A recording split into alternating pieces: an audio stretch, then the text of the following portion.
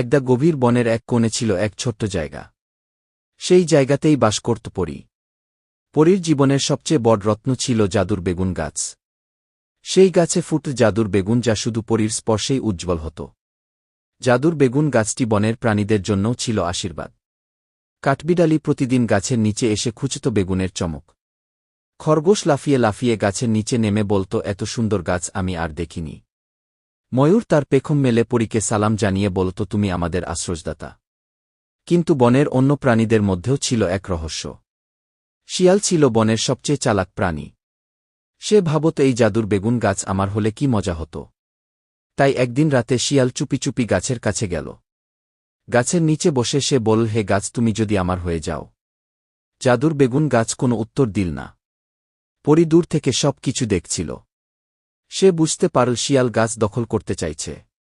পরী হাসি মুখে বলল, শিয়াল, তুমি ভুল করছ, এই গাছ কারো দখলে যাবে না। শিয়াল লজ্জিত হয়ে সেখান থেকে পালাল। বনের মাঝের নদীতে বাস করত এক বিশাল কুমির। কুমির সবসময় ভাবত, পরী কেন এত শক্তিশালী।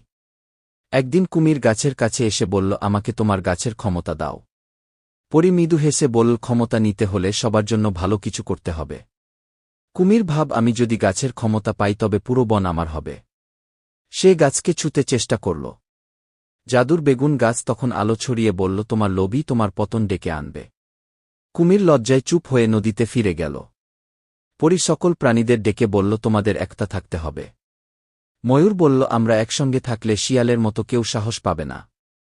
খরগোশ বলল, আমরা যদি এক হয়ে কাজ করি তবে বন আরও সুন্দর হবে। কাঠবিড়ালি বলল, পরী, তুমি আমাদের বন্ধু। পরী হাসি মুখে বলল, জাদুর বেগুন গাছ তখনই সুখী যখন সবাই সুখে থাকে। শিয়ালও বুঝল তার ভুল হয়েছিল। কুমির নদীর মধ্যে বসে ভাবল, লোভ করলে কিছুই হয় না। সবাই একত্রে প্রতিজ্ঞা করল তারা বনকে সুন্দর রাখবে। জাদুর বেগুন গাছ আলোকিত করত পুরো বন। পরী ছিল প্রাণীদের সবার প্রিয়। একতা আর বিশ্বাসের জোরেই বনের সব প্রাণী সুখী জীবন কাটাত। জাদুর বেগুন গাছও খুশি ছিল, কারণ সে শুধু আলোই নয়, ভালোবাসাও ছড়াত। পরী গাছের নিচে বসে প্রাণীদের দেখত আর হাসত। আর সেই বন হয়ে উঠল সত্যিই এক স্বপ্নের জগৎ।